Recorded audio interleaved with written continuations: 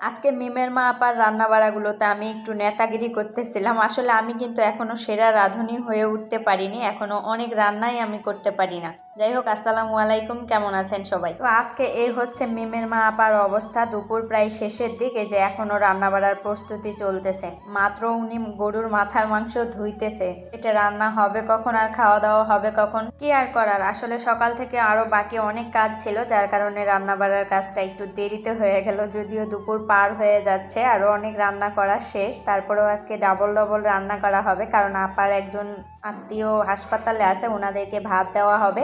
তাই আপা কয়েক পদ তরকারি রান্না করে রেখে দিয়ে এই যে আবারও এখন রান্না করতেছিল। তো এখানে রান্না হবে হচ্ছে শুটকি দিয়ে সবজির তরকারি। যেহেতু আমি অনেক কিছুই রান্না করতে পারি না, তাই আপা যখনই রান্না করে আমি পাশে দাঁড়ায় থাকি, কিভাবে রান্না করে তা দেখে দেখে শিখি আর কি। যদিও আমি আপার হাতের স্বাদ নিয়ে আসতে পারবো না, কারণ আপার হাতের তরকারি অনেক স্বাদ লাগে। তাই আমি আপা রান্না করার সময় পাশেই দাঁড়িয়ে থাকি, দেখি কিভাবে আপা রান্না করে। তো আজকে এখানে রান্না করা হচ্ছিল পুঁই শাকের বিচি দিয়ে আরও নানান রকম সবজি দিয়ে শুটকি মাছ। তো প্রথমে আপা মশলাগুলো ভালো করে ভুনা করে নেওয়ার পর এই যে সবজিগুলো দিয়ে দিচ্ছে। আর এরকম নানান রকম সবজি দিয়ে শুটকি মাছ দিয়ে রান্না করলে আমার কাছে খুবই ভালো লাগে খাইতে। আর অনেকেই কিন্তু পুঁই শাকের বিচিগুলো খায় না, এগুলো নাকি তাদের কাছে ভালো লাগে না। তবে বিশ্বাস করেন, আমার কাছে খুব ভাল লাগে এই পুঁই শাকের বিচিগুলো এভাবে সবজি রান্না করে খাইতে, অথবা শুধু আলু দিয়ে ভাজি করলেও কিন্তু আমার কাছে খুবই ভালো লাগে। তো যাই হোক, সবজিটা বসিয়ে দেওয়ার পর আপা এদিকে মুরগির মাংস রান্না করতেছিল, আর এক সাইডে আবার মাংসগুলো হালকা করে ধুয়ে রাখা হয়েছে। এগুলো আরও ভালো করে গরম পানি দিয়ে ধুয়ে তারপর রান্না করা হবে।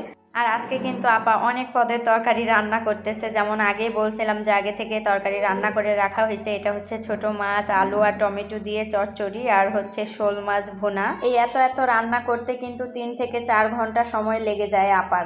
তো চুলার উপরে রান্না বসিয়ে দিয়ে এখন আমরা চলে যাচ্ছি ছাদের উপর, কারণ আজকে 3 থেকে 4 দিন পরে রোদ উঠছে। আর এত পরিমাণ রোদ উঠছে, অতিরিক্ত রোদের কারণে কিন্তু আমার চুলগুলোও পেকে গেছে, বুড়ি বুড়ি লাগতেছে, তাই না?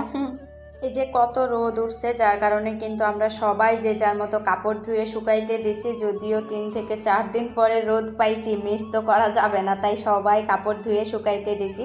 আর এই তো মিম এখানে রোদে বসে বসে মাছ কাটতেছিল। রোদে বসে যে কোনো কাজ করার মজাই কিন্তু আলাদা, তাই সবাই যে যার মতো রোদে বসে কাজ করতেছিল। মিম তো মাছ কাটতেছিল, আর এদিকে একজন আবার শাক বাছতেছিল। যাই হোক, সারাদিনের সব কাজ কমপ্লিট করার পরে এবার আমাদের খাওয়া দাওয়ার পালা। তো আমরা সবাই মিলে খাইতে বসছি, আর এভাবে করে সবাই মিলে একসাথে বসে খাওয়া দাওয়ার মজাটাই কিন্তু আলাদা, তাই না? তো এখন আমরা সবাই মিলে একসাথে বসে খাইয়ে নিচ্ছিলাম। আর রেসিপিতে ছিল হচ্ছে ওই যে সবজির তরকারি, ডাল, ভাজি, ভর্তা, আর হচ্ছে গরুর মাথার গোস্তের তরকারি। সব তরকারিগুলো খাইতে কিন্তু খুবই সুস্বাদু ছিল। তার মধ্যে থেকে এই যে গরুর মাথার মাংসের তরকারিটা আর সবজির তরকারিটা আমার কাছে খুবই ভালো লাগছে। তো আজকের মতো বিদায় নিচ্ছি। দোয়া করি সবাই ভালো থাকবেন, সুস্থ থাকবেন, আর অবশ্যই আমাদের সকলের জন্যই দোয়া করবেন। আল্লাহ হাফেজ।